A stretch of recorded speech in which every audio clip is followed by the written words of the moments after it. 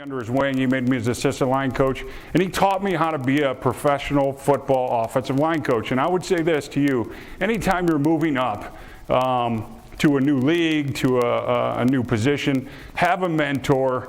Use that mentor and make sure that you don't go blind. I think I can do it. I don't need help.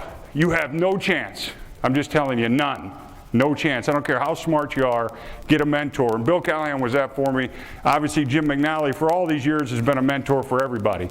For every offensive line coach that ever coached offensive line, he's done that. Bob Wiley, and I didn't personally work with him. But Jim came in after he retired and hung out with me in the spring for 2 or 3 springs.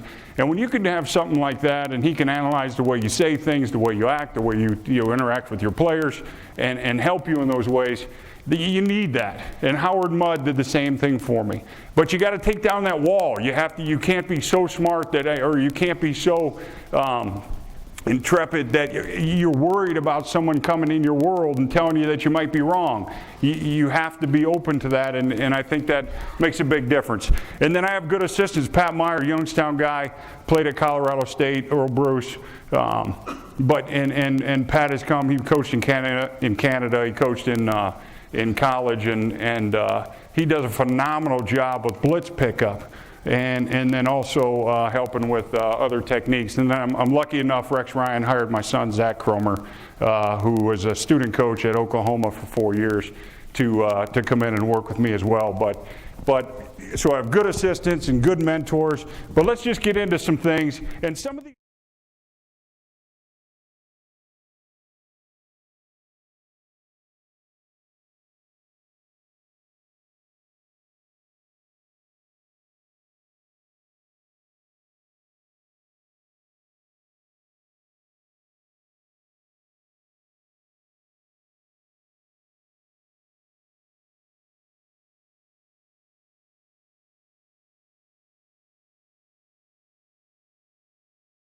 And some of these things have been said today now, so you're going to hear them again, but you got to hear it differently. You got to hear one more way to say it. The key to coaching is how you say it. All right? We all say a lot of things. Do not say things in long dissertations. How do you say it? Get grounded. Get grounded. Put your foot in the ground. Watch 76 right here get grounded. He's grounded. When the ball snapped, he's got all the power he needs. He's not using momentum. The worst thing you can do in run blocking is use momentum, because if they move, you're screwed. Okay, if they move, you're screwed. So what we want to do is we want to use leverage.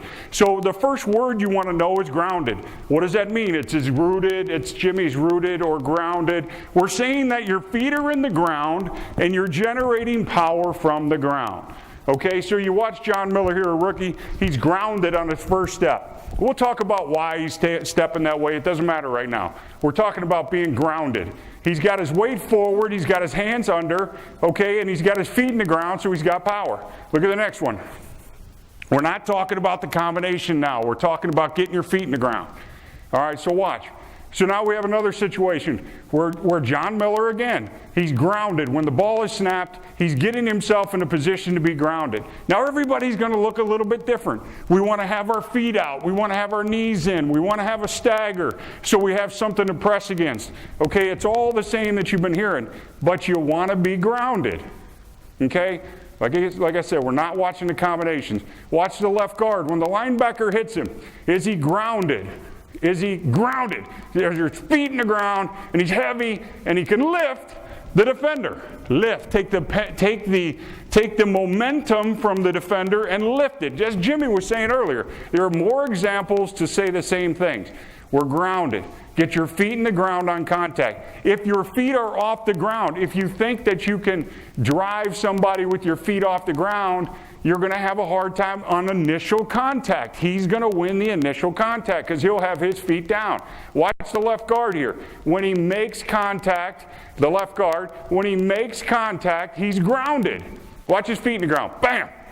Is he using momentum? No. He's bracing himself. There's Jimmy's leg right there, the further it is, right? So there it is. There's another example of Jim McNally's information. But all we're saying is he's grounded. His feet are in the ground. He's generating power from the ground. He's using his biggest muscles in his body. So he's grounded. Check it out. All right, just another example. All these different blocks are the guy has started ground. Look at him here. Left guard, 68. Is he grounded? His feet are in the ground, and he's heavy when the guy makes contact. Again, let's see it again. Johnny Miller again. On contact, he's grounded. Watch.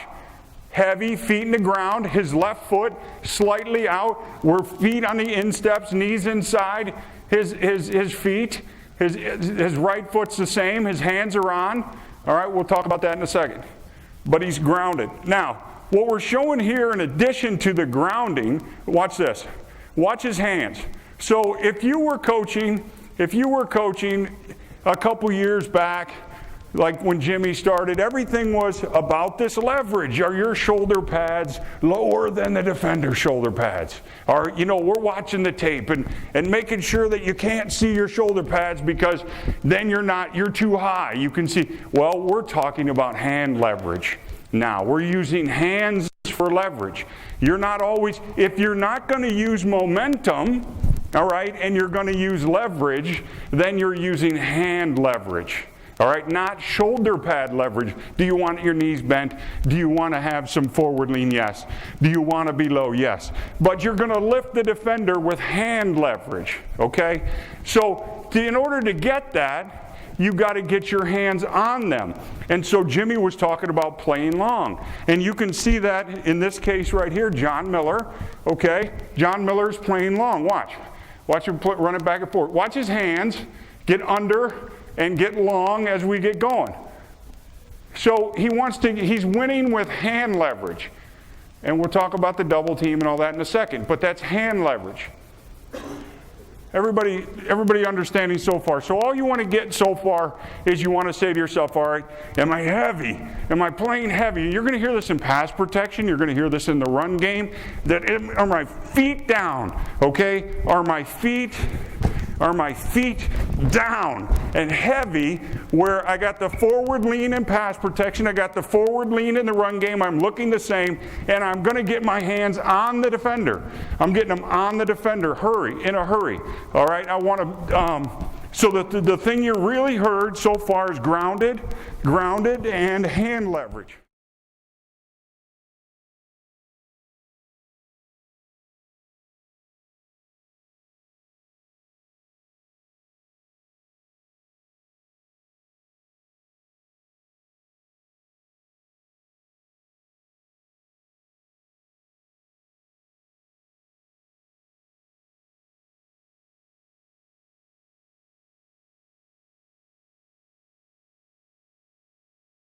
Hand leverage.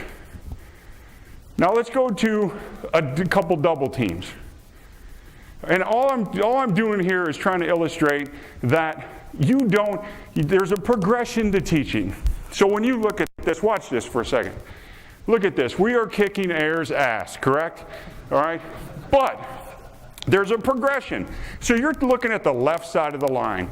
You're saying that the left guard, the center and the guard are working together, the tackle's working by himself, but we're not allowed to go against each other for a certain period of time.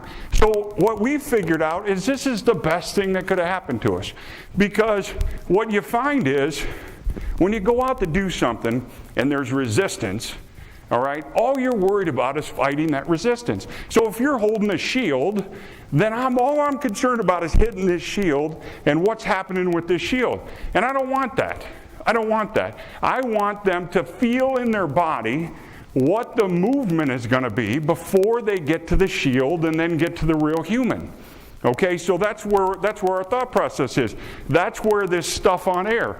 We do everything on air before we do it on bags, and then we go to real humans. So you don't have to worry about resistance. You can create muscle memory, movement skills, shooting your hands fast, getting your feet in the ground, whatever you're trying to get done, you can create that on air first. So I'm going to show you before each thing, hey man, this is how it looks on air.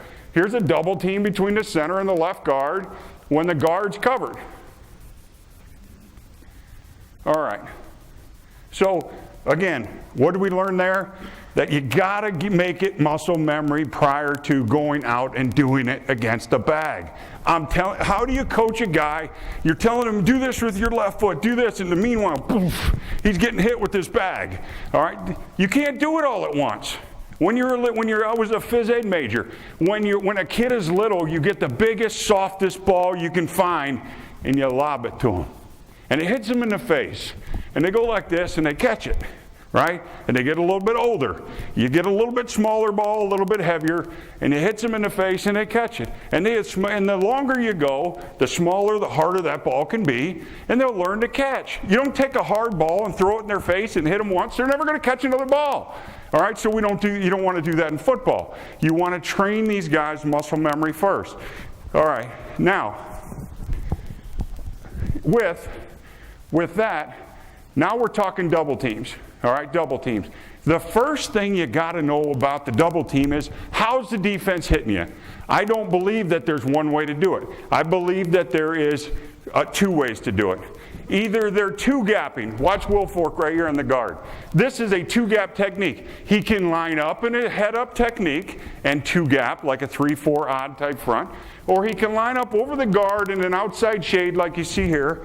And when the ball is snapped, he takes all of the guard. Okay, that's still a two-gap.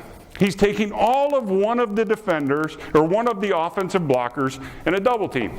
You either have a two-gap or you have what we've been watching, a jet technique. Here's the guard, here's the tackle, it's Ndamukong Suh, he lines up wide on the guard and he jets the gap. All right, there's two techniques we're talking about here. One, two-gap, you're watching on tape. Two, you're picturing this Ndamukong Suh penetrating on the offensive front. Okay, those two things. So we're talking two-gap double teams right now. So when Jimmy watched 4,852 double teams and then came over to my house and said, listen, here's how you double team, this is exactly what you're talking about. What we're doing here is we're getting grounded. We're getting grounded at guard, and you can see his hands are creating hand leverage. You are not going to get leverage on Vince Wilfork. You're not going to do it. All right? Look at him. You're not going to do it. The other thing let me stay on track. So he is creating that grounded position and getting the hand leverage. Now he's waiting for the guy next to him. Now this happens to be a tight quarterback read zone. The next one you're going to see is a double team gap scheme. The next one, they're all the same, different directions when you have a two gap technique. So look at the center. He's up kicking. Okay, some people call it gallop. I get confused on all the words. Whatever, it doesn't matter.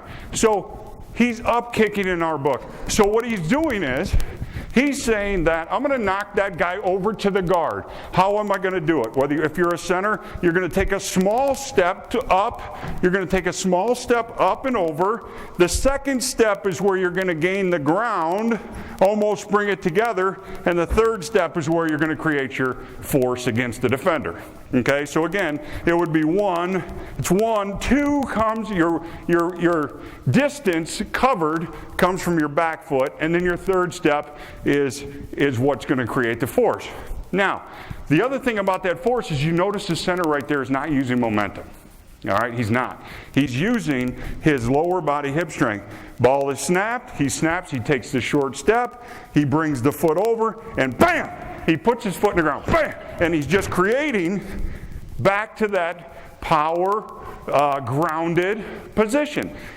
There's going to be one on here, he starts to lean, and he's lucky the guy didn't move, okay? But you're creating the power from your lower body on this strike. Watch it. The lower on the defender you can hit him, the better off you are. The more you hit him in the shoulder, the longer you're going to have to stick to him like he is right here. But look at his footwork again. One, watch the center. 1, 2, 3. 1, 2, 3. 1, 2, 3. Okay? That's all we're looking at is this double team right now. Different types of schemes. These happen to be a tight kind of zone type deal. But check out the center. Look at the right guard. He's grounded. He's grounded. He's getting basically the double under. He's shooting the hands underneath the Will Forks before he gets on them. All right, this is the one that 7-0 leans a little bit too much, right? He's using a little bit of side momentum, but it works. But all I'm saying, look at the footwork. Garza used to like to turn a lot, but his hips are still squarer. Okay, he's taking the 3. But you look at 68 get grounded. Check him out, get grounded. And he's getting his hands under. He shoots them under. You know why you're doing this? Because if you step with your left foot, all right, if you step with your left foot and try to get to this guy, whether it's a tight zone, whatever, then what's going to happen is this guy's pressing your pad before you make contact. Okay, he's two gapping you from the start. Look at him. He's two gapping him from the start. So you have to counteract that by lifting him. And then your buddy's going to knock him over to you. That's basically all I'm saying. So we're grounded and we up kick. Okay?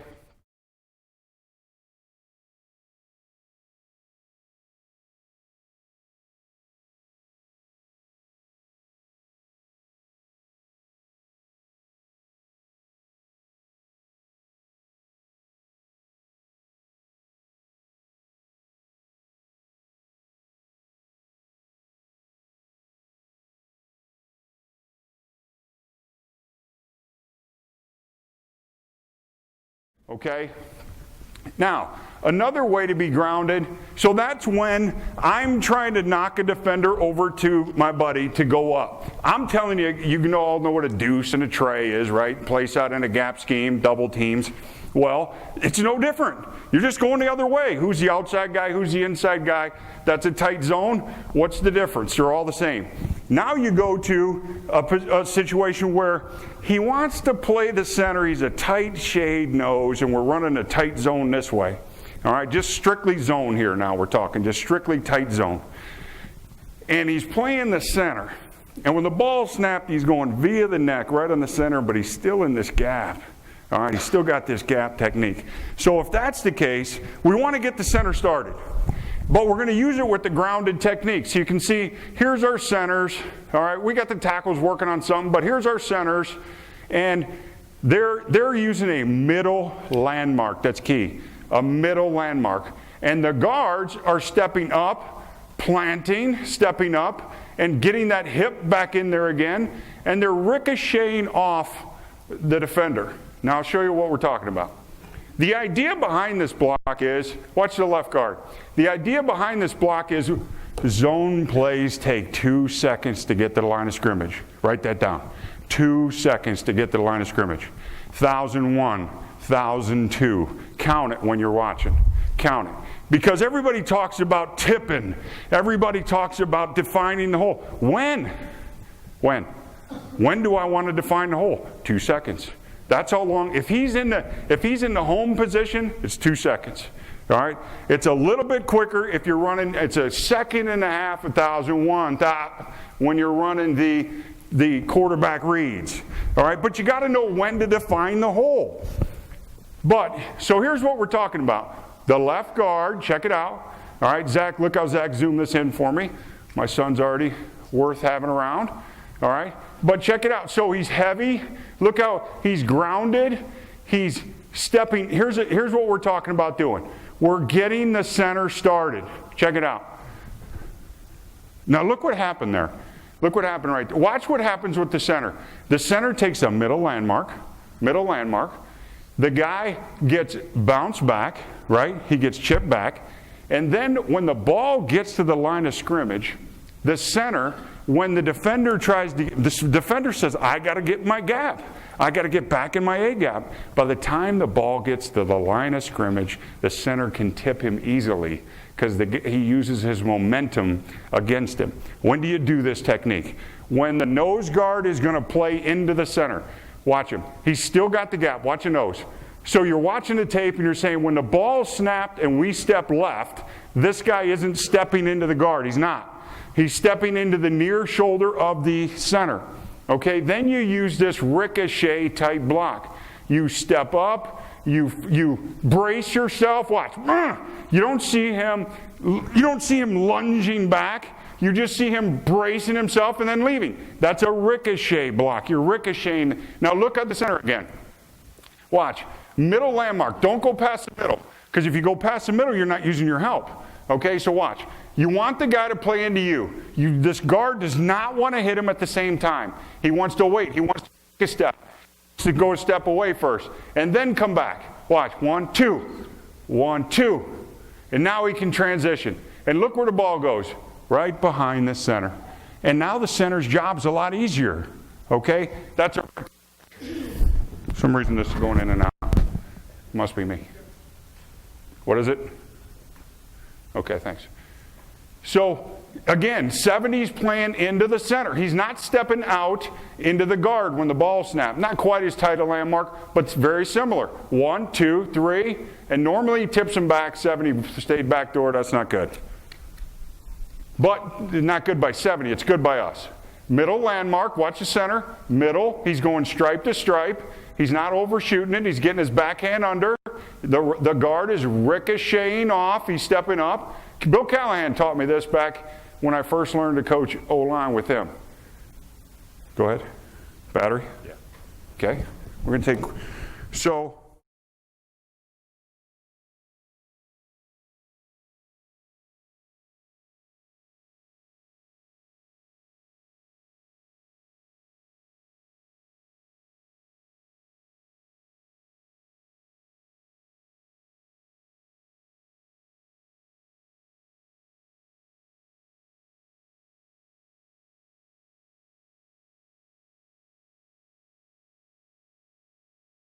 So that was a ricochet. So that's another type of double team that ends up not being a true double.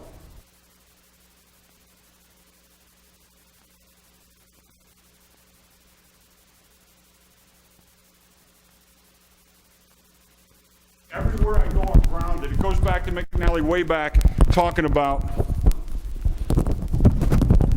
It goes back to McNally talking years ago about the duck. You know, and are you heavy everywhere you go? It's not much different. It's not much different. Now you say to yourself, well, what if the guy is trying to just play between us? He's just playing between us, and he's just going to get between us. It might be a double team on a gap play, and he's grabbing the shoulder and sitting out. Okay, you all had that, right? And now he doesn't let anybody get up to the linebacker. He's sitting out on the technique. Or he's going to play between, and he's going to try to get his hip in the gap on a zone scheme so one can't get off.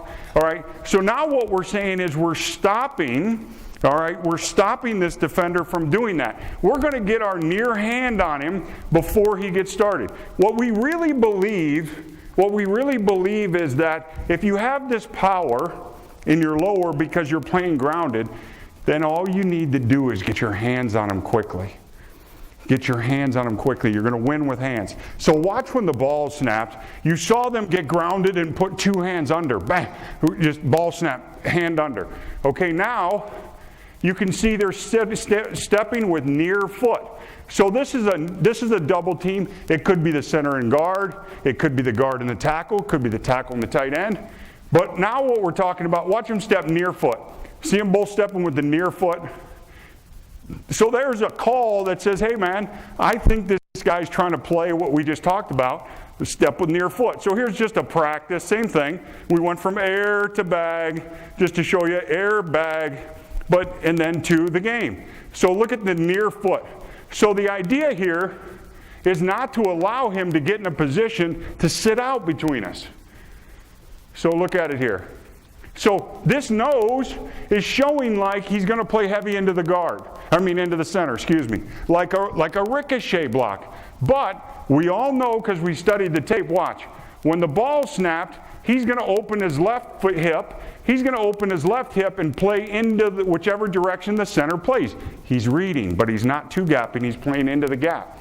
So check it out. So if he's going to do that, and we have a tight landmark play on, then we step near foot. near foot, instead of stepping with the outside foot and getting our shoulders turned because he presses between us before we can get on him. Okay? So we're stepping near foot. Why do we do it? Because the guy's going to try to split us.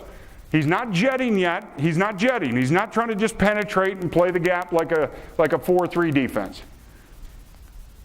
So we've really only talked about two things. We've talked about getting grounded and up kicking because he's playing into one of the guys or the other. And then we've talked about where he's playing in between the two gaps and trying to grab us both, but not jetting. Here's another example. So here we are, running maybe the quarterback read play, and you can see the right guard and the center stepping near foot. They're not going to let this guy pry them open by stepping out here with this foot and then hitting this shoulder and then sitting in between us. You follow what we're trying to solve? We're solving the problem of what is the defense doing and how can we solve the problem. And these things happen over and over. Here's a couple double teams. Again, double teams versus two gappers. Here he is, double under. All right, here's your double under feed. He's feeding it to himself. And here's our 1-2 up. Here's our up kick on air. Here's our up kick on air. Here's a tackle working by himself saying, okay, I got an invisible tight end out here, and I'm the inside player. They're all the same, guard, tackle. Center's a little different because you're a little tighter to the line. There's a couple things that apply different we can get to later. But that's what we're working on here. Look at our double team here. So look, you're not going to get as much movement when you get rooted. You're rooted. And look at his hands. How fast are hands going? Are they winding them up? Are they winding them up? Nope. No wind up. Get it on. Get him on. Get him on. Get rooted, get power from the ground, and get hand control early. Now, let your buddy knock the guy over. 1 step, 2 to get closer, 3 to force it in with that hip. You can see him staying square. Okay, now we're all the inside player on this double team. The guy's two-gapping the guy that's on him, and he's waiting to tip it. There's McNally. He's tipping and long-arming. All right, watch incognito. He's double on, he's getting his hands under, he's rooting himself, and then he's tipping and long-arming, okay, when the guy knocks him over to him. That's what he is. He's the inside post guy. Now, he's getting this mentally, and he's getting muscle memory over and over and over on air because they won't let us hit anybody right now, which is fine. Look at this. So do you think if there was someone there for him to hit that he would be as concerned about his footwork right now? No, he'd be thinking about, I got to hit the shit out of this bag. Coach is going to cut me if I don't knock this bag over. Well, it's not the case. Work the technique. Work, and then they can't help themselves but use the technique when you get a bag. And then when you get a player. So everybody's using this up kick. There's the one you saw Eric Wood do on tape, right? There he is. 1, look, he wore the grass out. 1, 2, 3. 1, 2, 3. All right, there's Richie. He's got a 0 nose or a 2-gap guy on the center. And he's going 1, 2, 3. There's Cordy Glenn. And he's got a 2 technique or a 3 that's going to play a 2-gap on the guard. Everybody follow what we're doing? So knocking it over. Don't get bored with the technique. Keep thinking about what it should feel like and how it should brace. Do you see this guy lunging into the defender? No. He's using his lower body to stay grounded. It's more powerful. Check it out here. Okay? So we got a 2 technique. So you know he's 2-gapping. Look at his stance. How can you tell he's 2-gapping? Look at his stance. Is it parallel? Is it parallel? Is it slightly staggered? Are they off the ball a little bit? They're 2-gapping. All right? Is he in a jet stance? Okay, he's jetting now. We're going to have to use a different technique, which we'll come to later. All right? So you can read their stance during the game if they decide to change a little bit.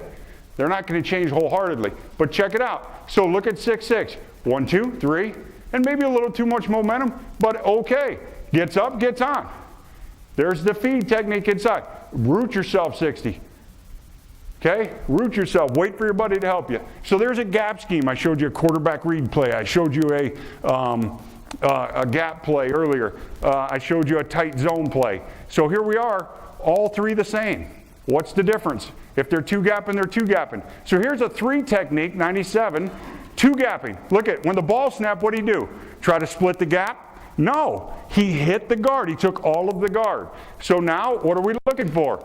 We're looking for the two-gap beater. We're going to double under. We're going to root ourselves. We're going to have the tackle come down. We'd like to hit a little bit lower in the hip, but he got in the side, and he transitioned. Looking at it again.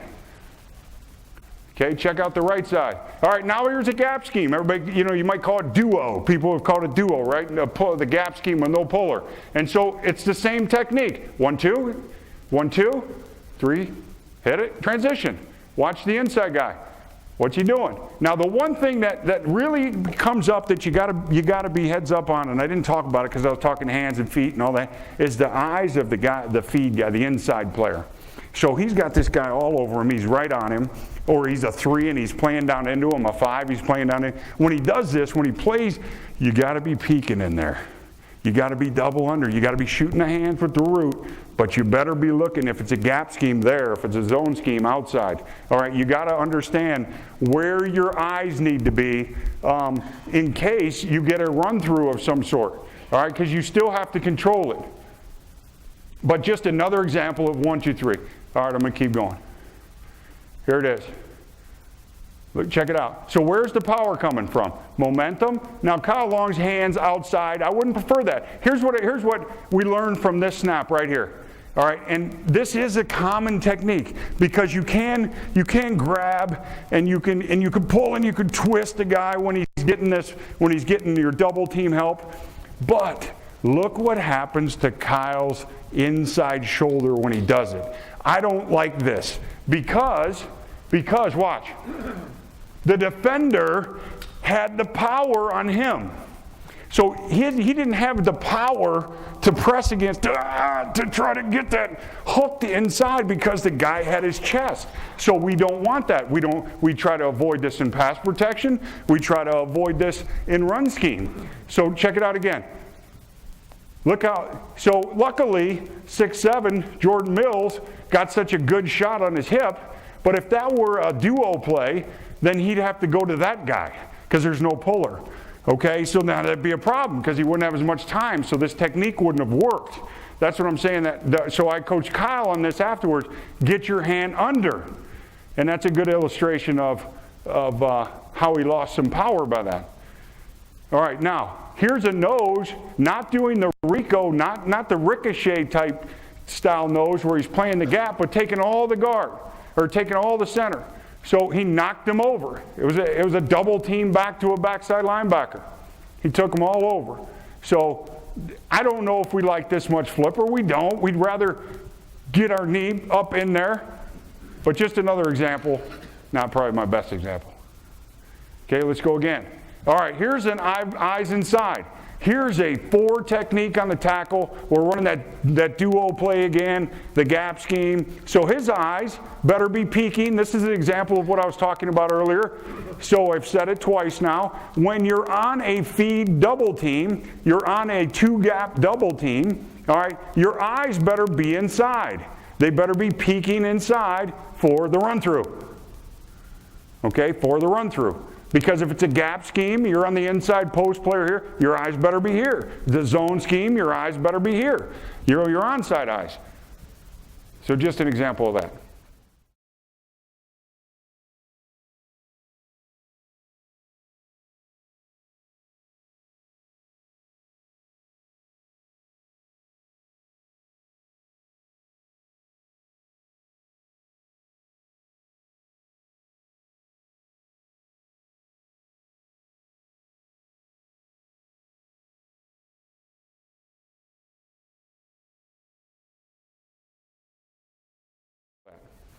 All right, now, so we've talked about this up kick. We talked about creating the power from the ground and using our hands quickly on this feed technique. Now we're talking about other type blocks. Now we're saying, well, what if we're running that pin pull that Bill talked about last night? You know, where the ball is being snapped and I'm going to block down and the guy next to me is pulling around. All right, if that's the case, we want to do the same thing. How fast can I get my hands on the defender? The ball is snapped, and what we try to do is, if I'm the right tackle or right guard and I'm blocking down on this table, ball snap, bam. Ball snap, hand. Ball snap, get the hand on the defender. Why? Because he's not strong yet. Get your hands on him before he becomes the beast that he is. Okay? Use your hand. By the time you get to here to hit him, because you didn't reach out your arm, okay, he's gained momentum. He's gained maybe leverage. He's gained vision of the play. Hit him before he has vision. Ball snap, hand. Ball snap, hand on. All right, so watch this next one. So there's two clips here. One of them is where he needed to put his hands on. All right, so here's what we're doing. Watch the guy up in the gray t-shirt up front, Jordan Mills. When the ball snapped, what did he do? So one of the points on this pin and pull, I don't know what Bill heard because I wasn't here, but last night when he was blocking down, one of the things we say is if this guy's a reader, like we just watched, well, what's going to happen when the guy pulls? If I'm a pulling right guard and I pull and this guy's reading, he's going to go like this over the top, right? He's going to play over. He's reading. So if he's reading, then we tell the tackle, okay, the down block, to step at the hip. Don't step in front. Don't get that foot in front of that near foot. Step at the hip. Okay, at the hip, because he's going to be reading. Step at the hip, get the hand on, and block the shoulder. You're going to watch one right here where they're reading. Okay, so that's what they're doing here. You see how they're not stepping down very far? And you're like, Kromer, what are they doing? Don't you have to step in front of the defender? Yes, if they're penetrators. Okay, but so many teams right now have become this read technique. All right, two-gapping read techniques, whether they're over and under teams or whether they're odd teams. So there we are working on it. Now check out the right tackle. Ball snap, watch his hands. Ball snap, look at his left. Left, right. Sit it down. Left, right. Look at his left hand on the guy's chest. You can see the white glove right there. It's white on the guy's white jersey. Ball snap, hand. Now this guy's really a wide 4-eye reader, so he had to step even wider. He didn't even step with his inside foot, but it's a good illustration of hands. 1, 2. How physical was that? You talk about head out of the game. That's head out of the game, and guess what? And we're gaining yards. He made his block, and that's from a running back running this pin and pull from a gun position on the other side. So you can imagine if he was at home position, how easy it would have been. All right, let's watch this next one. The next one is, he's blocking the tackle. This is the tight end over, I don't know what it is, but it doesn't matter. He's blocking down and he's pulling. So he's got this 2 technique. So watch him when the ball snap. Watch, hand. That's not happening on accident. When the ball snap, put your hand out. When the ball snap, get your hand on him. Get your hand on him. Because if he comes your way, he's not going to be expecting to have that 35-inch arm touching him. He's expecting to have a free run for a whole gap. So, well, now watch what else he could do, because he didn't get mired into the block. He didn't get mired. He didn't step down in and try to kill this 2 technique. He stepped at the hip. He blocked the shoulder. He got his hand on, and we pick up a T nose stunt. Check it out. Look at that stunt pickup right there, because he was able to use his hands at the snap. Everybody follow what's happening? Good with that?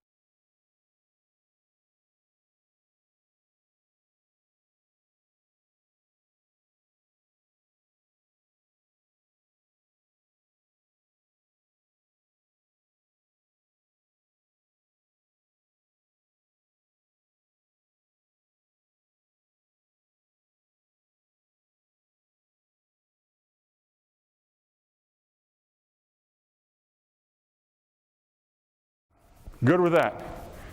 All right.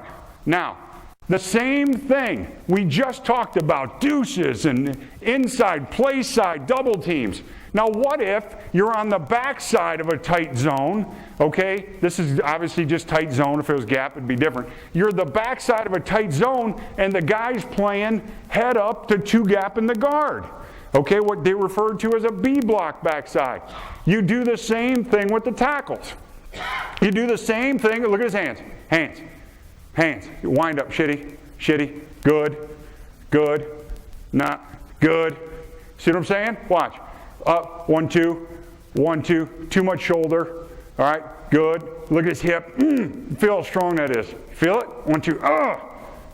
You see what I'm saying? That is power from the ground. You can feel it. Now, watch this. So we're running a tight zone this way. A tight zone this way. But the guy's playing two gap. He's playing, look, he's going right to Richie's face. And if that's the case, then we're ready for it. Richie was ready for it. Watch his left hand under. He's got his left hand under. Look at Cordy. He turns too much, but he's going for the hip, and he's shoving the hip over, and he's two gap forcing the read. Now, he ended up playing back, so the runner stayed play side. Most of the time, that thing will cut back right behind it. But because of the two gap technique from a three technique, look, he went all to the guard, all to the guard, all to the guard. Same thing here. He's playing into the guard. Everybody follow what's happening right there? So these double teams are predicated off how the defense plays. Study two plays and you'll know how they play it. Another one, square on the backside, square, using the same type of footwork, 1, 2, 3. Finally he has to chase the guy, so he shoves the two-gapper past. But same technique, same thing by the inside guy. Just talking about inside zones backside. We're talking specific technique. All right? The guy's going right to the guard. We knew it. We knew it. So he's feeding it. He's bringing it to himself. Bam! Bring it to himself. Okay, we'll keep going. Feed it. So what are we doing? We're getting rooted. We're getting rooted. Heavy. How much does he have to move? I don't know, but look at him get his hand under there. He gets his hand underneath the defender. That guy, the defender, had his hands above 7'9". 7'9" played. That's his first game. Keep watching.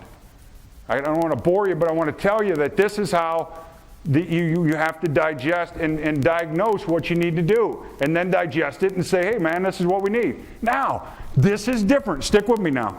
Now we're changing tunes. Now it's Ndamukong Suh. The ball snap. Bam! He's getting between the gap. He's jetting the gap. He's penetrating. Their goal is to penetrate. So they stop cutback by penetrating. They just keep going up the field on their penetration technique. So now we need to use a different technique offensively. We can't use that technique because he's jetting the gap. He's just trying to get between us and penetrate. So we have to get on him before he can penetrate. So what's the best way to do it? We feel like the best way is I got this guy outside of me here and we're running a zone that way and I'm working this combination. When the ball is snapped, I step and shoot my hands at the same time. I don't go 1, 2 and hit him. I don't have time. There's not enough time. This guy's fast as shit. He's getting up the field. So the ball is snapped, step, shoot. Step, shoot. Watch it on tape. Here it is on air. I don't know why I demonstrate when I have it right here. Here it is on air. Okay, step, shoot.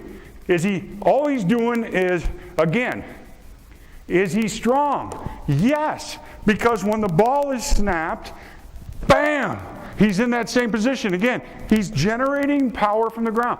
His feet aren't moving. They're in the ground. Bam, I get a shot. Then I go. It's the same as what we did when we got rooted on the other. But this is called step shoot. Watch. Step shoot. So if you get a penetrator, get your hands on him before he can get started. See the inside player? The guard on the backside of a B. Get your hands on him. Step shoot. Step shoot.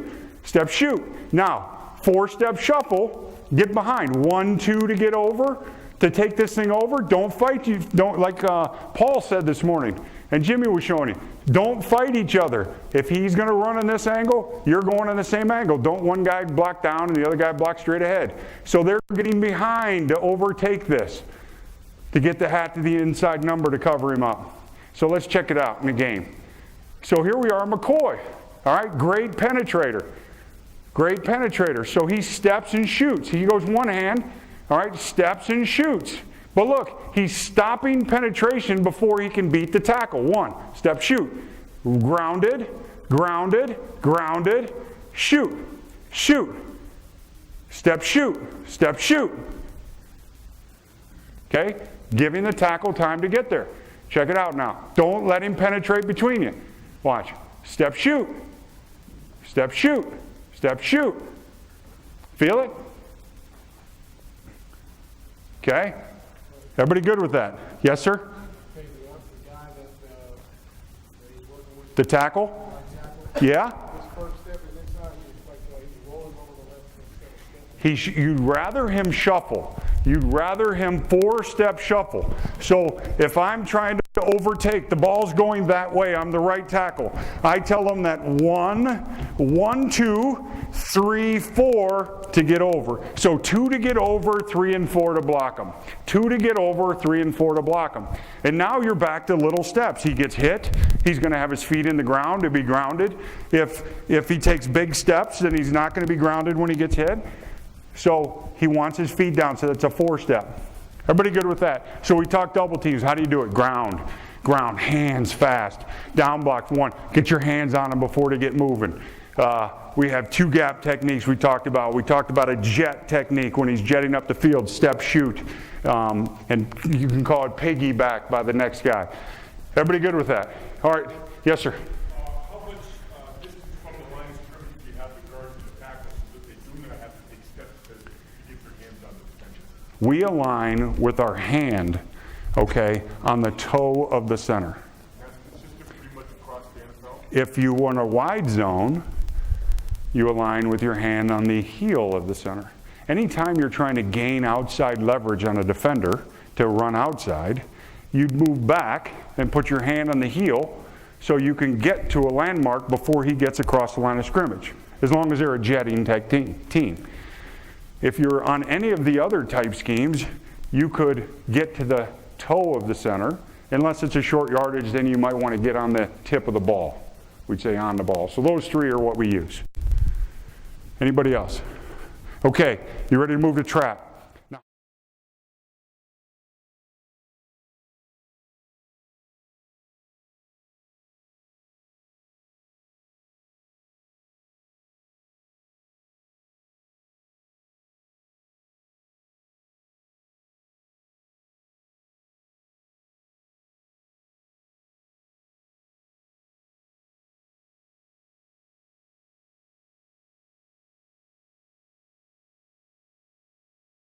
trap.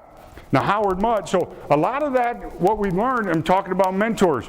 Jimmy taught me, double teams, all these things we looked at together and watched. And Pat Meyer sits in the office and cuts them up, and Zach cuts them up. And we all sit and work together and say, how do we block these things? Well, we got to know how the defender's going to play. All right? Then I talked to Howard Mudd. He spoke here a couple years ago. I'd never talked to him in my life. He actually kind of scared me, the mean old bastard. And so he said, after we got done talking, Howard Mudd said, yeah, I agree with Aaron. I was like, wait a minute, Howard Mudd agreed with me? And just like when Jimmy agreed, I was amazed. But the point is, you learn from someone and you use those little techniques that make all the difference in the world on the play.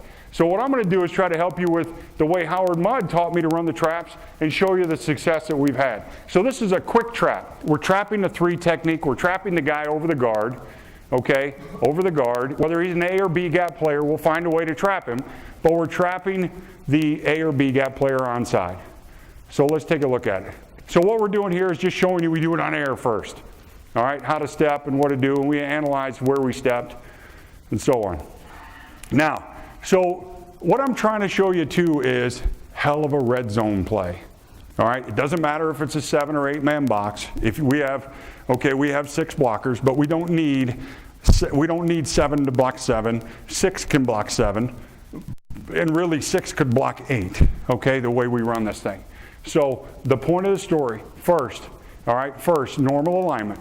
So whether you're in gun and he's in an offset, if he's offset, I'd split the leg of the guard. Okay, I'd have to cheat in from your read deal that maybe you stack the tackle on your quarterback read plays. Maybe you don't.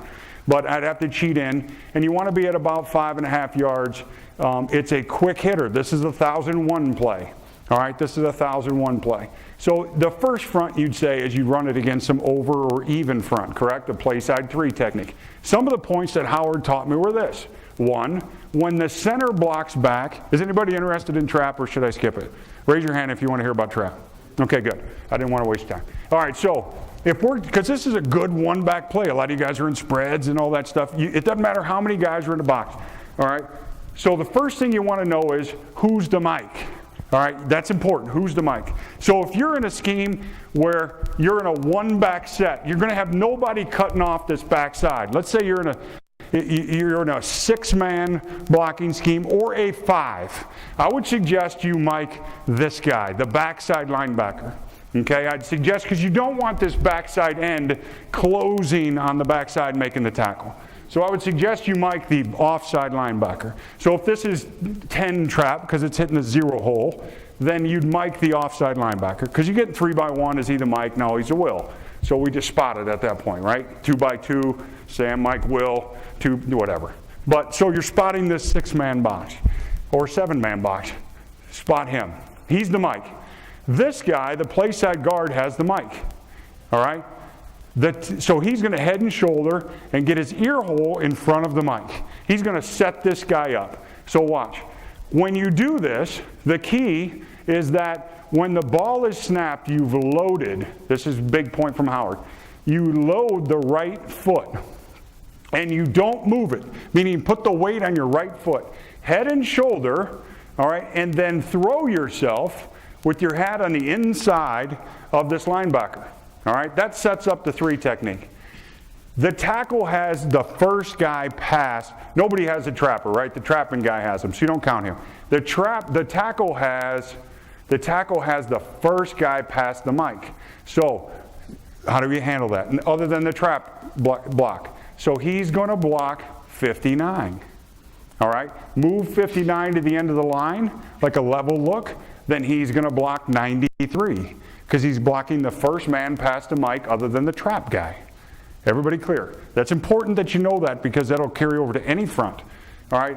Then the offside tackle has the first guy. The center is going to block. He's got number 2. So there's 1. The center's going to block back always. So he's 1. All right. The mic. We don't count him. Mike. He's got Mike. So he listens. He says, all right, man. If that's Mike, that's 1 guy for the center. He's pulling. I got the second guy. Follow me? See, I'm going to say that again. We've mic'd him, so that's the play side guards. The tackle says, the center's got 1, I got 2. So put another defender here, put 20 down here, and he might hit this guy and come off on 20 because 20 is number 2. This is key. All right? Play side. That's Mike. That's the 1 guy. That's the trapper. So here's my guy. Move this guy out of here. There's no one there. There's my guy. I got the first guy past. Okay, I got number 2 past the mic. If you want to count him, 1 and 2. I got there's that guy. I got on my side 1 and 2.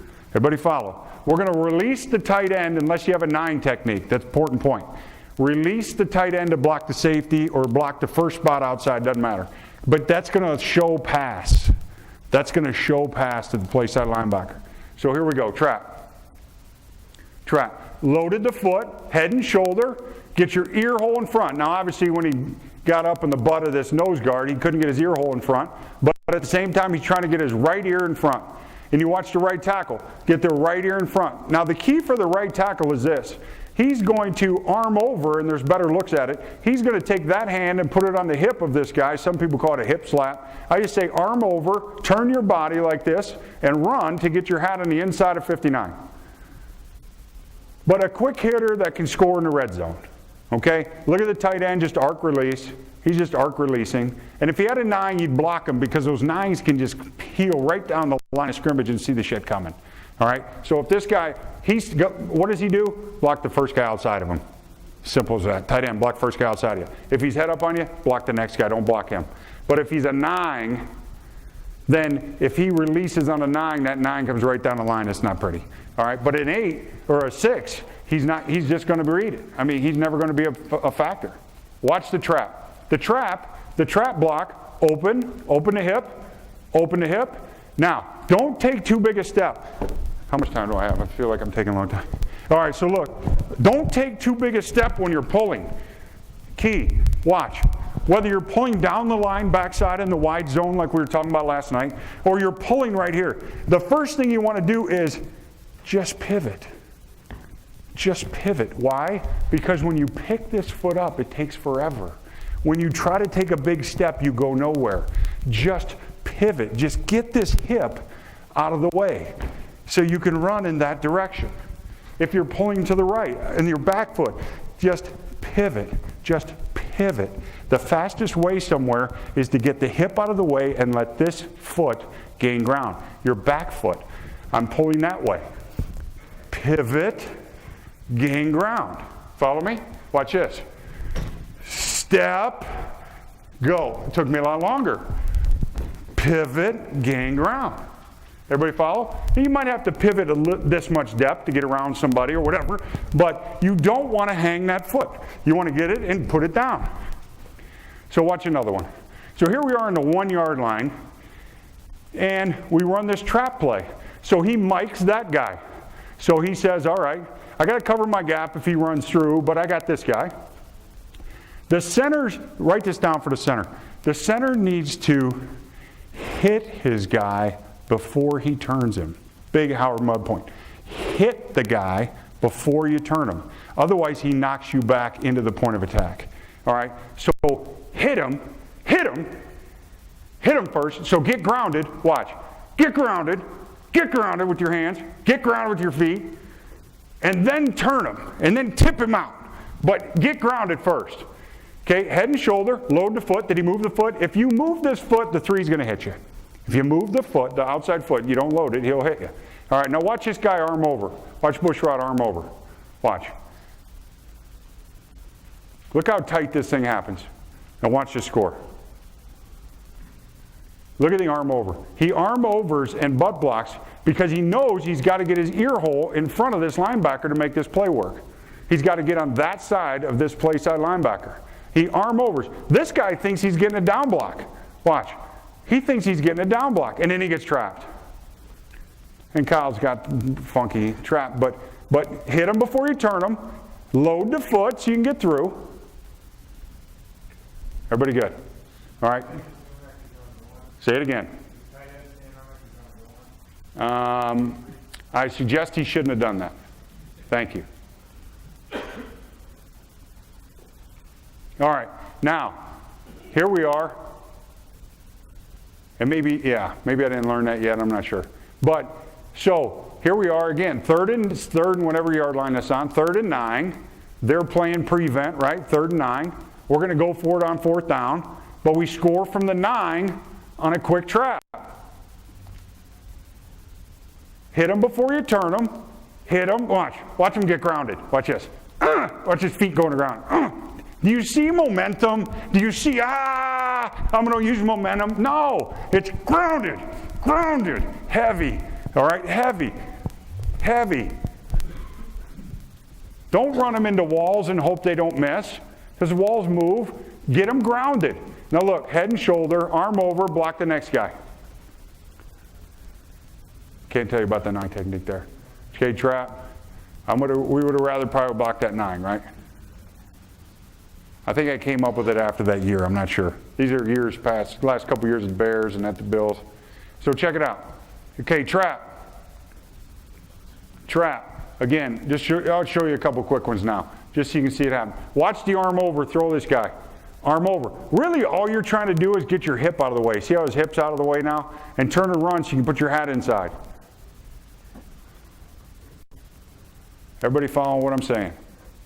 So look, anytime a guy's pulling, like on a power, you got to jab and pick if someone's in between. If there's a guy between the back block, the choke block, and the puller, then you got to cover the gap, right? So he's covering the gap before he goes back and blocks number 2 on the offside.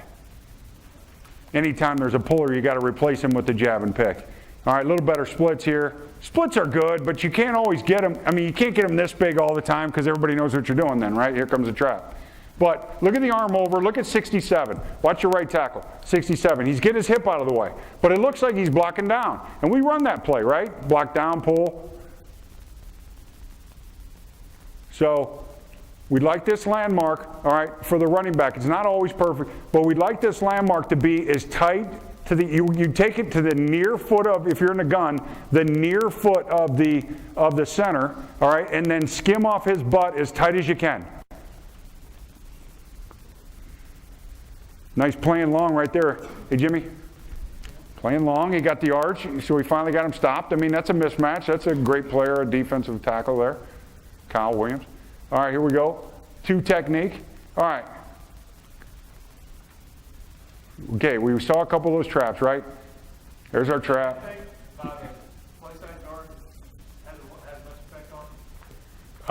Yeah, because if he just goes right now, the guy's going to play via the neck of the guard, you know, so it just gives him that hezzy. And by that time, he's gone. Now, how much head fake you saw? It wasn't much. It wasn't much, but it affects him. Now, this is a case where... You could try do it faking a double team. Yeah, check this out now. So, watch this. So now we're saying, Kyle Long looked up and he said, Kromer, what is my what if I can't get through? The guy's too tight on me. I'm not, or he's head up, or he's slightly inside. What do I do now? You just tell the tackle to go to the mic. All right, so the mic call was made. He's going to backside.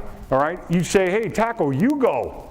You go. And the guard then replaces his job. So if he's going to him, then the guard's job is to go to him.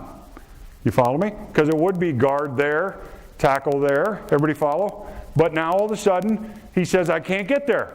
Now we'd like, see what he didn't do right here, because it's the first time he did it his rookie year, he didn't slide out far enough. You see his foot didn't move. He's got to slide like he overset and the center was coming his way. On the line of scrimmage, not depth, because then you won't be able to get around. Slide on the line of scrimmage, look out here like you screwed up, and then go block number 2. Again, who's number 2? So he doesn't quite get there, but here's a good example of the tackle going. Everybody see it? Okay, here's another one. Okay, look. So some people would say check out of the trap because you got this 2-eye. I'm saying that as long as this guy hits him before he turns him, we can run here on this play. All right, so watch.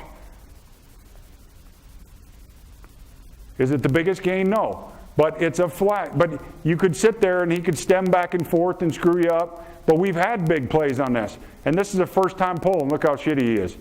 But, I mean, it's okay. I mean, load that foot more, pivot, and go. Flash. Okay, look, he flashed it. He went up and blocked the next guy. And the tight end, if he'd have just released and done his job,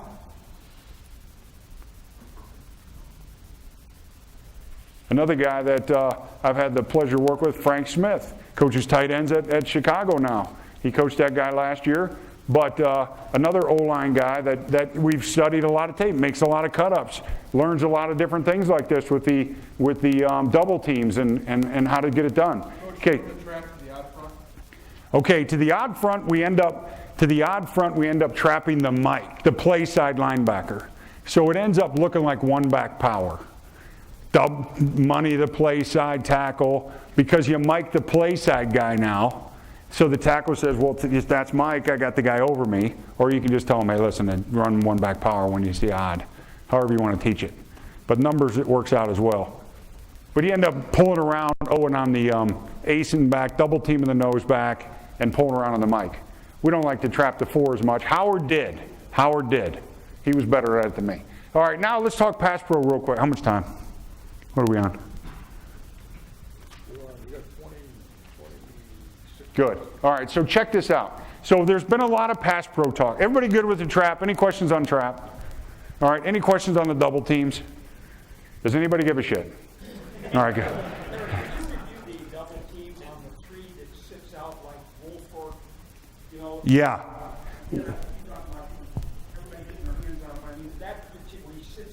Yeah, when he's sitting in the hole and we're trying not to let him split us. All right? That is, I can go back to it actually. That is, when we're talking that, here it is.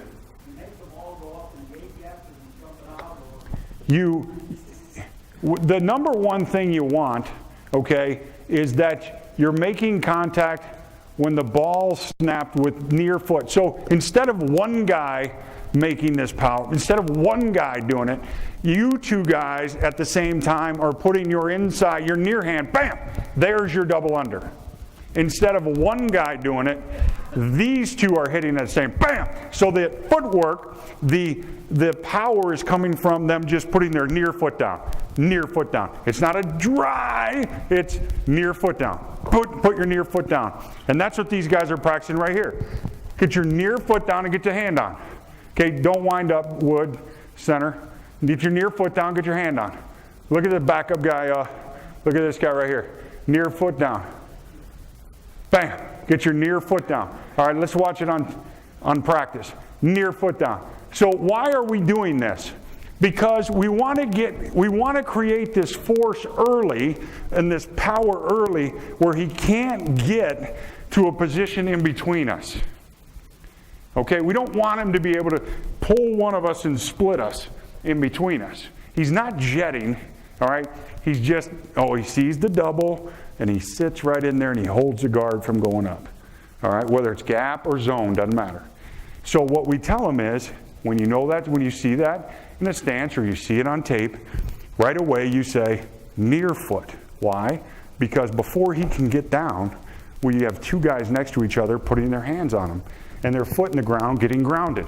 So watch, that's where this thing comes from. Why? And it could be the center guard, it could be the guard tackle, it could be the guard tight end. They're all the same. They're all the same. If he were doing that backside on a zone play, I think you could step shoot and get away with it because it's just riding the wave more. I think you could. But play side zone, play side double teams, I believe that you want to get hands on right now. You want to get near foot, near hands. So I'm telling you, every time it's a zone play, this is where it gets screwed up. Every time it's a zone play to the right, this foot ought to move first. That foot ought to move first. This happening. I'm just doing this. Ball snap. Inside foot.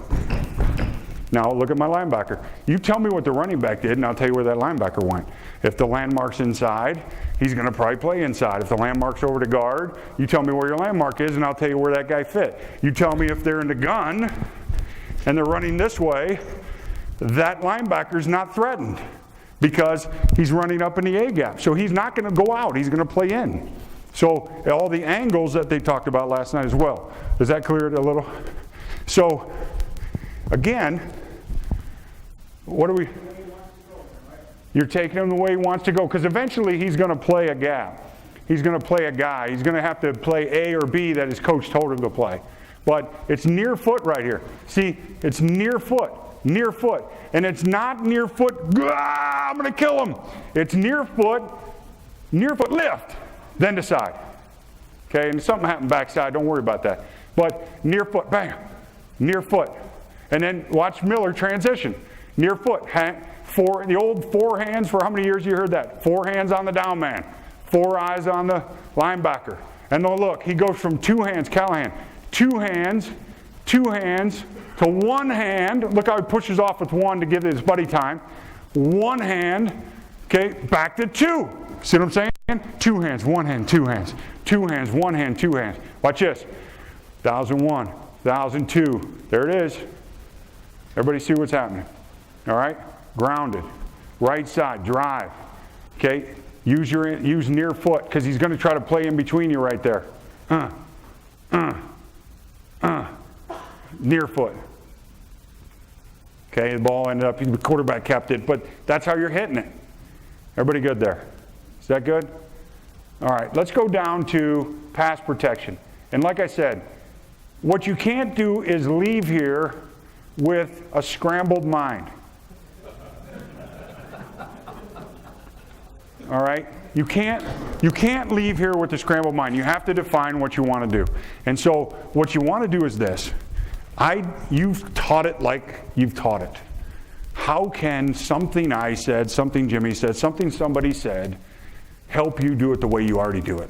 Okay? You can't change everything unless you just say, hey, I'm starting from scratch, this is what I'm doing, I'm going to go talk to this guy, I'm going to know exactly what, because you can't, because you don't know the answers to the what ifs. The what ifs are very, very important. What if this happens? What if that happens? You got to know the answer to that. But I'm just trying to help you with some of the things that create power and some of the things that stop a defender from doing what he wants to do in the run game. What did we talk about? Feet in the ground somehow. and getting our hands on defender as fast as possible. I'm going to tell you the same thing in pass protection. Get our feet in the ground, and get your hands on the defender. Watch. So I'm going pass pro, center sliding away.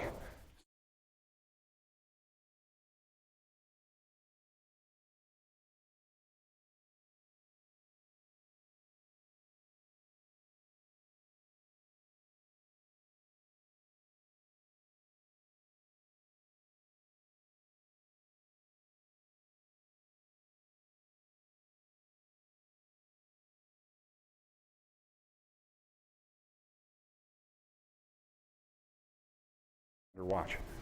So I'm going pass pro, center sliding away. That's no help. All right? So we got no help. So the first thing we're doing is centers are just working on some stuff. Don't worry about that. But we got right guards, right tackles, and they're just doing whatever. But we're talking about right guards. We're talking about 1-2 punch. We again, I believe in the same thing that people have said all day. It's a 1-2 punch. I don't believe in two-hand punches. I believe in 1-2 punch. And the timing is, okay? That's the timing of your 1-2 punch. And I would say this, I believe in little steps. I believe in everything we do as little steps. So the timing is 1-2, 1-2, 1-2, 1-2. I believe that just like you're in this run stance, all right, you're in that pass protection stance, and like Jimmy said, you got to lean a little bit. This is a good pass protection stance. This is not. This is not. This is. Now, the weight is in your hips. It's not in your thighs. You got to go back. And somebody said it, keeping your butt high. Who said that? Okay, keeping your butt high but bending your knees. Well, every time you get in your stance, lower from your hips. Okay, don't bend over and then bend your knees because your weight is in your thighs. Put it in your hips. Ball, you get up the line of scrimmage, lower from your hips. Lower from your hips. Get your feet out. Get a brace foot. Get your inside. This is the one that never gets in. Your up foot. Your knee never gets in. They sit like this in their stance. Hey, look, I got my knee in. And you've lost all your power and your base from your inside. Get it in. Get down on the ground and push on their foot. All right? Push their knee in. Make their ankles hurt the first couple weeks. All right? And now, pass protection here. Why? Look at this. I can't touch this. I can touch this. I can't touch this. You follow what I'm saying? And I have power. I have power. Push me. Oh, I'm screwed. You follow what I'm saying? I have no power. I have nothing to push against. I have nothing to push against if I don't have my hips. I'm not saying lean. I'm saying use your hips. Okay? Use your hips. So that's where we start. But really, it's hand control. You have to have that base. That's what I was saying about being grounded in the run game. It starts with the ground, and then you go to your hands. So this is what we're talking about in the ground. And then we're saying, how do we get our hands on? So this is a rookie, Kyle Long, against Ndamukong Suh. And what we do is a lot like Paul, but different. Okay? Somewhat different. Because we have change-ups, and so does Paul. Can't do everything in one day. But when the ball is snapped and we want to jump this guy, short set him, we could do it right in our stance, or we could gain ground at the defender. Now look how much I gained. There's the line, and when the ball was snapped, I stepped with my back foot. That's how much I gained. I didn't try to step all the way across. I just got back to my stance. It's all the farther I'm going. Ball snap. Just barely step to your other heel and then get back to your brace. Get back to the same position you're in. Watch. I'm here. Ball snap. I'm still back to that same, leaning forward, but weight in the hips. Okay? Hands on. Now, what hand do you want to hit with? Some people say outside, some people say inside, some people say 1-2. When it's all said and done, they get two hands on eventually. You don't want to hit with two hands because if he knocks him or he moves, your momentum might go that way. So you want to hit 1-2. What we like to do is protect the chest. That's the most important thing you do. Protect your chest. Because there's nothing that can stop you from stopping when you go like this and he gets your chest and he pries you open. All right, Jimmy taught, you're a boxer. All right, so you come out of your stance, protect your chest. Now, we don't wait either. Like Jimmy was saying, we don't wait, we're proactive. We feel like the combination of Jimmy and Howard Mudd always saying, make first significant touch. Be proactive. However you want to say it in your words, but look at this. So in Ndamukong Suh, he's a wide 3 because he's off his body. Do you want to wait and hope that you're going to block him? No. Bad idea. You want to make him change his pass rush lane. Write that down. Very important. Change his pass rush lane. If he gets to rush where he wanted to rush from the beginning, you have no chance. Change it. Force him to go somewhere he didn't want to go. So center's going away, and he's all alone. So the faster you can get on him, the further away from the quarterback you can start the fight. All right. Then, get your hand on him when the ball snaps. Watch. Hand, hand, hand. See the right hand? But we believe, Pat and I and Zach, we believe that this inside hand, like, okay, whatever was said, I agree to, but we believe this inside hand is where if you were drive blocking and you got your hands under him, you'd get your hands under him, you drive. If you were pass protecting, you wanted to be aggressive and keep him at the line of scrimmage. That's what we believe. We used to coach at the Saints, and Drew Brees is not the tallest guy. We learned, hey man, the closer you keep the guards on the line of scrimmage in pass protection, the more of this pocket he can stand up in. All right, so we want to keep the guards on the line of scrimmage. So we want to play as heavy as we can on the line, just like Kyle's doing right there at the Bears when we were there. So ball snapped, he got the hand to protect his chest. He got the near hand on because the guy was off his body. Got it on. 1, 2, 3. And he got this one as his power. And he grabbed it, and look at my hand. And so it's an extension of your hip. This hand is an extension of your hip. So that's where your power will come from when he rushes down the middle, inside, okay? Not when he rushes outside. Not when he rushes outside. So check it out. So Kyle gets his right hand on. Watch. Right hand. Ball snap. Now look, Ndamukong Suh did not even get his second step down. And Kyle's hand is on him. Trust me. That makes all the difference in the world. He didn't wait till the guy made a move and then try to adjust. He went and got his hand on him first. Now look at his inside hand. This is what is a misnomer. Ndamukong Suh just used his best move.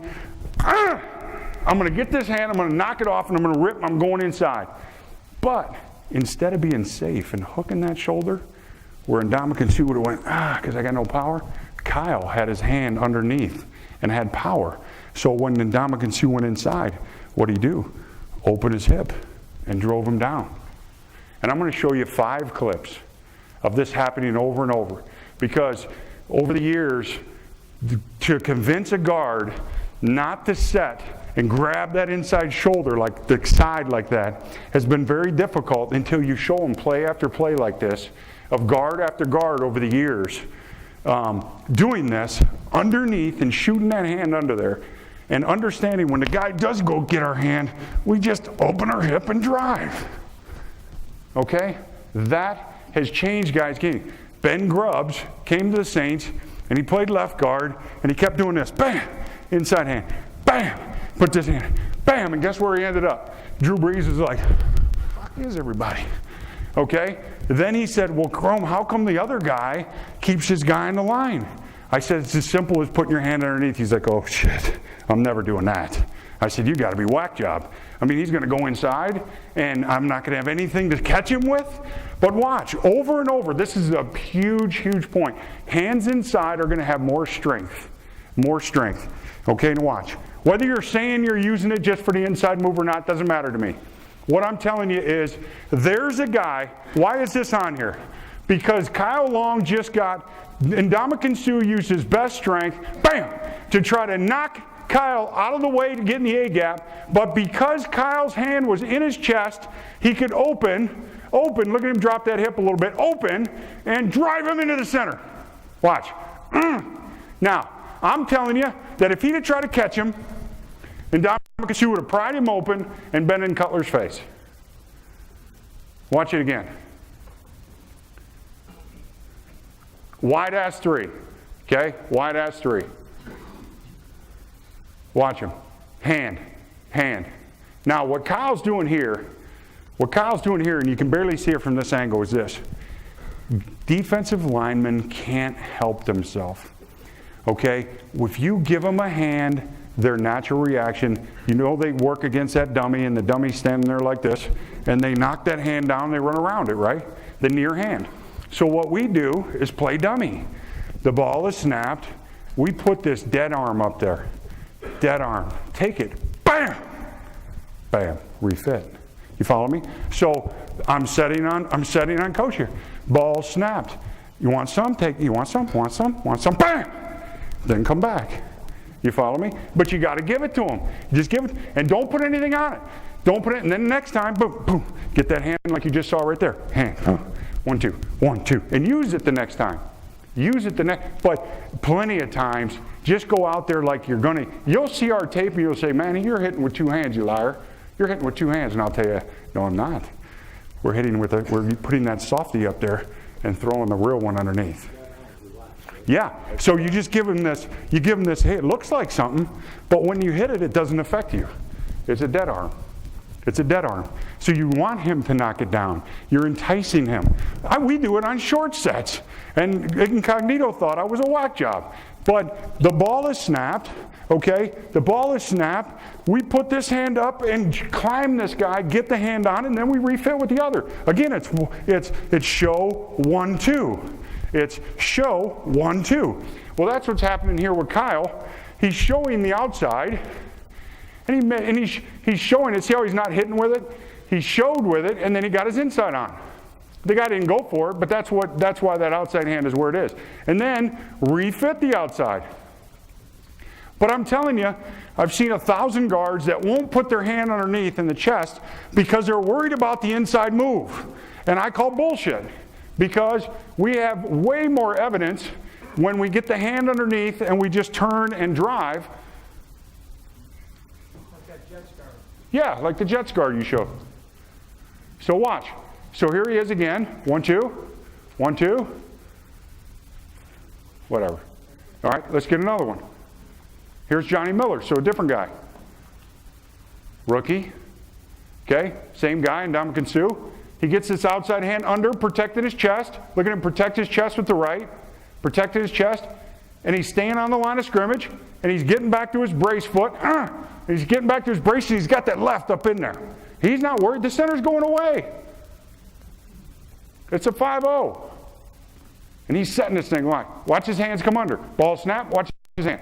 Look at his right hand go right from the ground up. And he goes right to the chest. Now look, another inside move. That's why it's on here. Inside move. He couldn't get it. He couldn't get the inside move, even though he gave up his shoulder. Everybody says, don't give up your shoulder. Don't give up your shoulder. Be safe. But he gave up his shoulder, and he opened his hip, and he drove the guy down. Makes sense. All right, keep going. Invaluable information. Use it if you want. Watch. Protect the chest with the right hand. He's not even trying to hit him with the right. He knows he's going to lift that right. He knows he's going to hit him. He's just getting it out there to show it to him. He's got a dead right arm. Bam, he gets it under. Now look at him refit the right. See it? See the guy try to grab his outside hand? But meanwhile, Miller's getting his hand inside. He's sliding over. He's being aggressive. He's not worried about the inside move because he knows he's going to have that armpit. He's going to grab that pad. Here's another guy doing it, Richie. Look at this inside hand. So he goes out, center setting away, and he's getting this wide outside hand, and bam, he hits that. Now look, you'd say, shit, the guy backed up even. He just opened his hip and drove him down.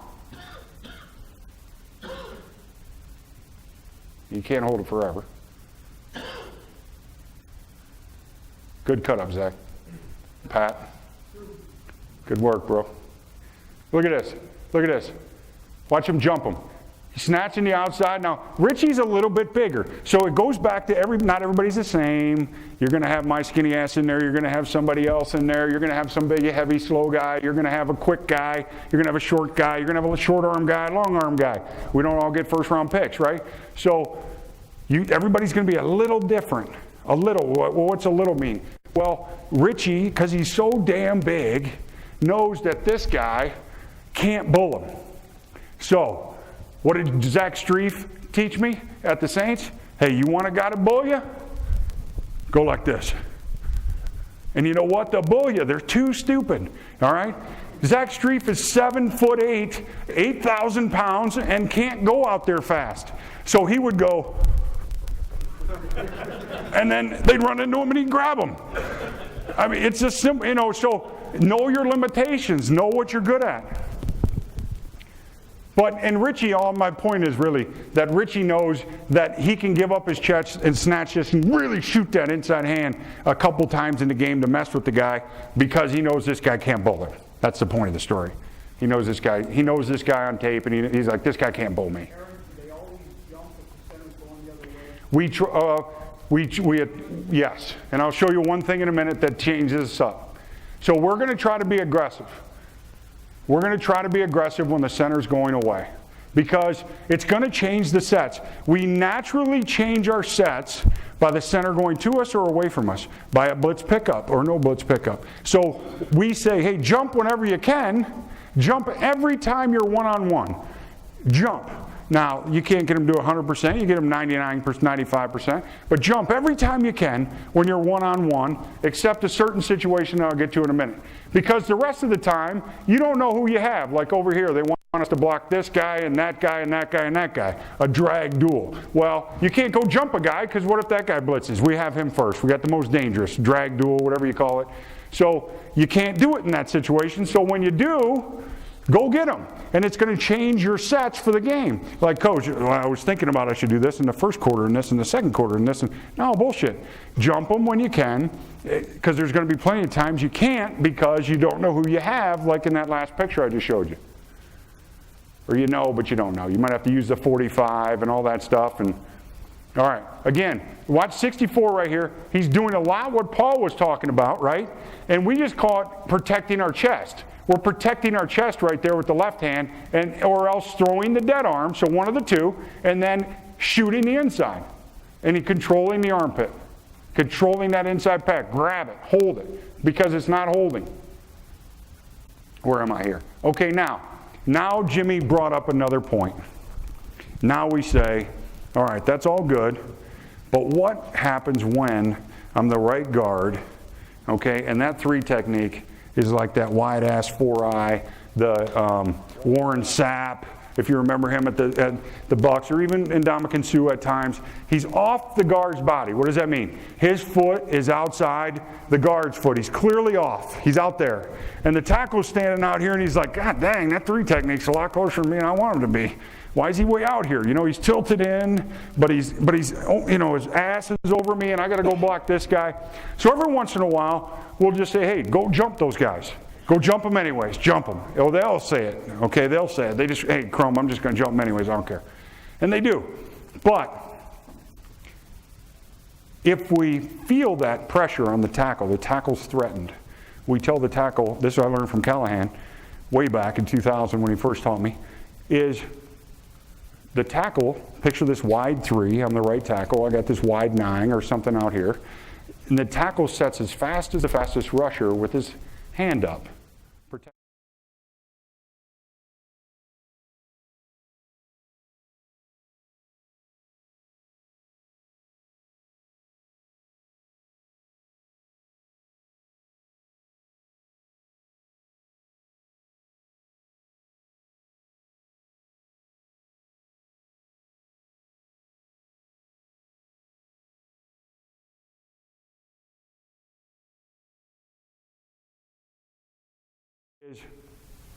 The tackle, picture this wide 3, I'm the right tackle, I got this wide 9 or something out here, and the tackle sets as fast as the fastest rusher with his hand up, protecting himself against this 3 technique. Now, again, we're not being aggressive, so it goes back to, I wish I was aggressive the last play when I could have, because this time I can't be. All right, so I'm going to drag arm. So it's slightly out, and then back. You'd say, when do you vertical? This is the only time, and I hate it. All right, but we're forcing the defense to do what we want instead of what they want. So the tackle steps 2 steps out, and then drag arm straight back, and he's setting as fast as the fastest rusher. The guard, this is funky now, stay with me. The guard sets on the line of scrimmage, no depth. None. There's a 3 wide as shit. When the ball is snapped, he keeps his hip square and he punches the nearest point he can punch. Near point punch. All right? He punches the nearest point and he snaps the guy out to the tackle. The tackle's setting as fast as the fastest rusher.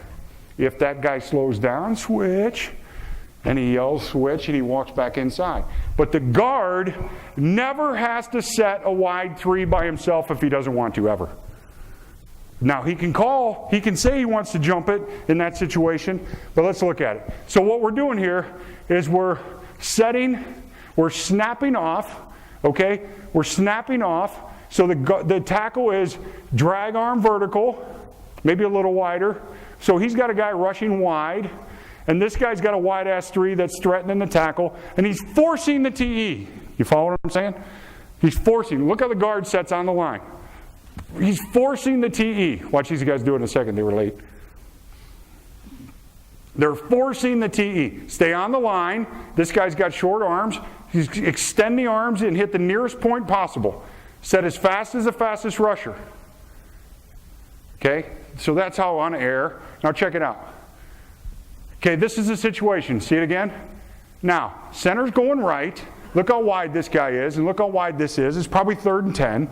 And if these guys choose, they can go do what we talked about, flashing the hand, shooting the hand under, go jump this guy. If there's any kind of stunt when you jump him, when you slide out to get him that hard, any stunt, you would man it.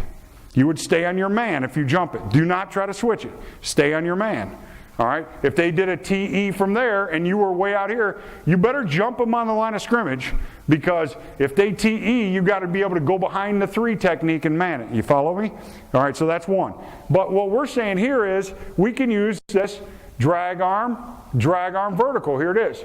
Drag arm vertical. And you could see Richie going, look at him, stay on the line of scrimmage. Watch his foot stay on that side of the line over there. Snap off, near point punch. Keep his shoulders as square as possible for the end coming around. There's a snap off TE. So you might be watching the tape and say they knew it was a TE. They knew it. No, bullshit. We forced them into a TE. Okay, we forced them, and if they weren't a TE, we'd go get them, but we knocked them out of the club. The right guard, the left guard in this case, knocked them out of the way, and then would go get him if it wasn't a TE. You follow me? But he doesn't have to pass set on him. He doesn't have to set back on him. He can just knock him out. Watch. Stay on the line of scrimmage and snap the guy out to the tackle. If they didn't TE, then they just keep going and become a mush. So there's one. Okay, here's back, wide 3, snap off. Okay, watch. The good thing about it here is he's going on the line of scrimmage, all right, near point punch, extending his arms, turning his upper body. What do you call that, Jimmy? I forgot. Turning the upper body, keeping the lower body. Yeah. Yeah. And so, I don't know what he's saying. And so he snaps it off, but look, drag arm, and there it is. Now here's the other thing. Don't be afraid to be a little late at guard. Watch this. Make sure this guy doesn't pick us and this guy. You follow me? Watch. Because you can always run this guy past the quarterback. But you can't do shit about this guy if he gets between us too. So near point punch, snap him off, running past the quarterback. Nice throwing lane right there. Okay, everybody see? Here's another one. So I'm telling you, here's a bunch of different guys doing it. It's not one guy. Bunch of different guys. Snap off. Not quite as pretty because he let him get mired in a little bit, but snap off. That's the idea. Snap off. Force it. Shitty TE, but it's an example.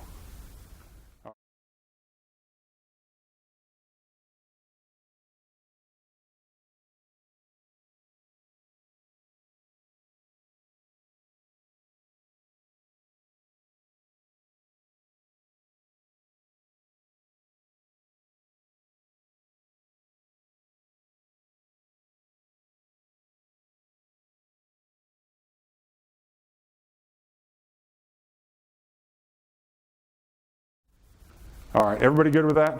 All right, I know this was covered earlier. You know what, I'm going to skip this one because I know they covered it earlier. Here's one for you. We talked about, I got to show you a couple of these, sorry. You guys in or not? So let's say you're running a wide play, and someone, can't remember who said it earlier, but you grab this guy. Howard Mudd used to call it a backdoor. So we start using it on our wide toss plays, our toss cracks, anything toss. All right, you're getting wide. They weren't cutting up. It wasn't a handoff. We're tossing the ball. We're guaranteeing this thing outside. And so what we said was, man, you know, the nice thing about this, like this is a toss crack. If this guy blocks down a receiver on a defensive end, there's going to be penetration, right? And tackle's going to get around it. But if you pull the second guy, god dang, he always runs into somebody. You can't ask a receiver to block a D end and not get penetration. That's what I think. So we said, well, how can we solve this problem? Well, let's use our backside technique on the play side.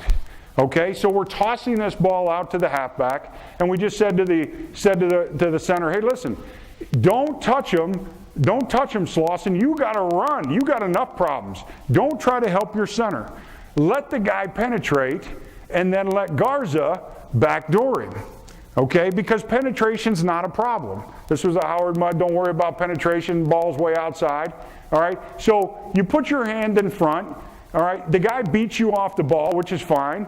You grab him by the hip and you pull yourself around. It was shown today, but I'm just giving you one more application that it doesn't always have to be on the back side. Okay, it can be on the play side if you're running a toss play and you got to get this guy running. Makes sense. So it's a back door. You're going around the back door. Watch the center reach this 2-eye. I mean, this is insane. How could he reach a 2-eye when we're tossing this ball on a crack? Oh, how about we go behind him and we grab the back hip? Watch the left hand. The only reason you put the left hand on is so you get close enough to reach the hip. Because what you'll find is if you try not to put this hand on, you'll get the guys going like this, trying to reach around, and they don't want to get that close. But when you have to put your hand on the front of them, you automatically are close enough with your face on the guy to be able to grab his back hip. So a toss play, use that technique. All right, then one more thing. If you get held in the running game on a zone combination, then do the same thing you do in pass protection that they were talking about earlier. And spin. Get off. See him grabbing us? See him grabbing us right here? He grabs us. So 50 is going to be free in the hole. There's a running back. 50 is going to be free in the hole. So what do? We let the center cover him up and we spin out. So we actually practice this, whether it's run or pass. If you get grabbed, and it's going to happen twice a year, but it's going to stop at TFL. We might continue with the first down, whatever. This is a what if. So he's grabbing you. Kyle, spin out, spin out, spin out. Butt block getting away. It alleviates the fact that the guy could run through free. Okay, that's all I'm saying. One little thing. All right, thank you guys. Appreciate it.